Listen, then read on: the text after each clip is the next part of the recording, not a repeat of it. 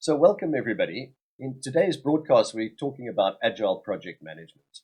Now, Agile's been around for quite a while, but today we're really privileged to have one of South Africa's foremost experts in the whole project portfolio management world. Guy Eastoe has been doing this for more than 20 years, and he's a project manager, he's a program manager, he's a change manager, he's a Scrum coach, to list just a few of his many, many credentials. Guy gets really excited about helping people and organizations adapt in this ever-changing world using agile methodologies. So I'd like to welcome Guy.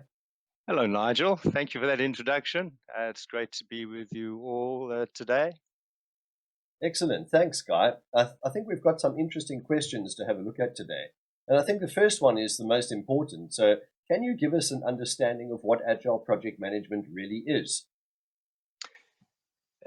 So Agile project management is really an approach that encompasses a lean way of thinking. It involves a lot on self-managing teams, and those self-managing teams are put together to deliver value in particular. There's this huge focus on value, and it does this in a continuous flow of small increments. Uh, the continuous evaluation and adjustment of requirements, of priorities, of risks, and of the results that are being delivered happens all the time.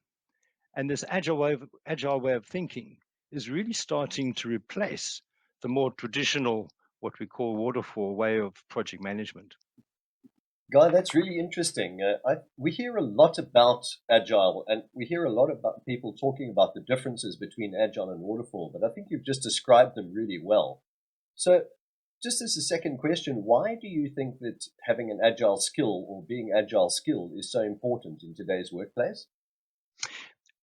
Yeah, Nigel, there's been a steady growth in not just in agile thinking, but in agile ways of working over the last 5 years. But with the global pandemic hitting us at the beginning of last year and imposing the shattering change on all of us and on our organizations that we work in, it really stirred up, if you like, the look and the desire for a different way of working. And Agile really stepped up to the plate in that sense.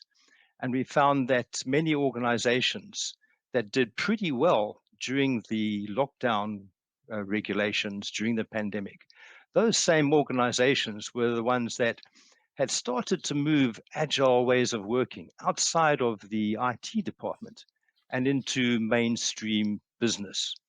Those organizations that had embraced agile were the ones that seemed to do quite well, even during the pandemic. That's very interesting that you mentioned that. So during lockdown, you reckon that many organizations that adopted Agile actually did better? They did. They did. They either sustained their business models or they actually improved by embracing the principles that are embedded in the agile ways of working. Very, very interesting, I must say. You know, I see this coming out more and more in today's world too. We've seen this in the customers that we've been working with, that people that have adopted an agile mindset have been able to become a lot more successful, a lot more rapidly, and survive the lockdown a bit more. So, Guy, what sort of advice would you give to anybody who really wants to get into the agile world? I know as a Scrum coach and an agile project manager, you've had experience in both, but what sort of practical guidance or advice could you give people who'd like to get into this? Yeah, it's it's certainly something that agile is something that you need to get your mind around. And I hear people saying, "Oh, agile is just a mind shift." Well, yes, but it's a massive mind shift change. And I find that managers, staff, organizations as a whole, if you like, are still quite fixated with their old ways of doing things. They're embedded processes, embedded techniques, embedded thinking. And it's very difficult to change that mindset. So as much as we hear people saying, oh, we're going agile, it's not really agile. They're not really applying agile thinking. And I think it's because they don't really understand it. They pick up a few bits and pieces, if you like, from some reading from some colleagues, and they think, oh, that's agile, we can do that. But they can't. It really requires a completely different way of thinking. And if I think of my own journey, I got interested in Agile around 2012 when APMG released the Agile Project Management certification in South Africa. And it took me a while to get my mind around this new way of running projects. It didn't come easily to me. It was my journey, if you like, was a difficult one in the beginning. And I think that applies to anybody who's getting into Agile. At first, it doesn't come that easy. And there's a lot of intricacies in the Agile way of working, in the principles, in the Agile manifesto. It seems so straightforward, but when you really get into it, it's not that easy to understand, and it's very difficult to apply. But when you do, the results can be quite remarkable. Yes, Guy, I agree with you, and I've seen that as well. What I have also noticed is that some people within organizations tend to cherry pick, so to speak, little bits and pieces out of the methodology and believe that they're really doing agile. Yeah, and I don't think that that's the case at all. It really isn't.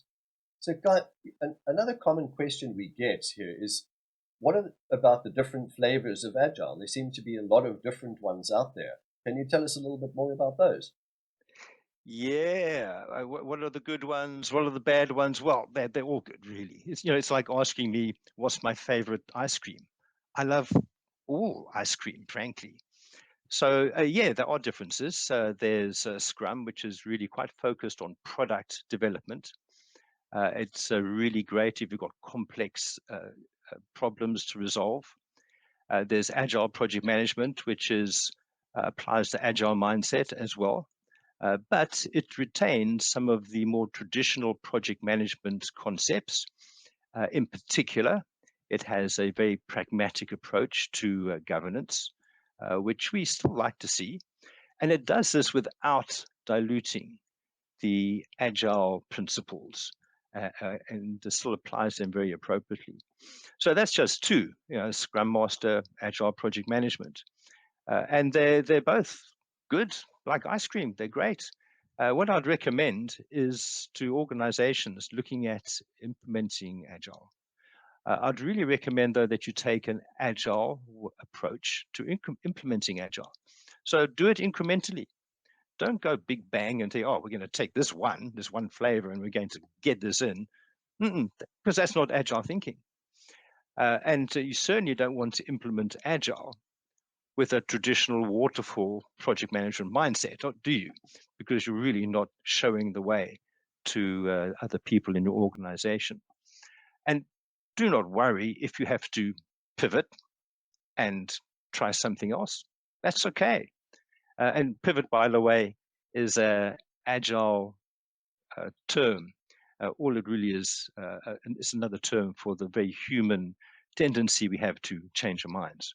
And that's okay as well. Change your mind, try something else. But get it right through perseverance. Look at the ways that you can use Agile to implement. For example, there's the empirical cornerstone of Agile thinking, which revolves around inspection, adaptation, and transparency. Inspection, adaptation, and transparency. Three simple terms, but so powerful when you use them to run projects and to implement Agile into your organization. Fantastic. I think that gives a really good explanation. One of the questions that we get asked a lot, and I think that we know the answer, but it'd be really good to hear it from the expert. What is the difference between Agile PM and Scrum? Yeah, so Scrum is, first of all, they've both been around for a long time. the originators of Scrum and the originators of Agile PM, which is also known as DSDM. They were all at the Utah conference in 2001 when the Agile Manifesto was first put together.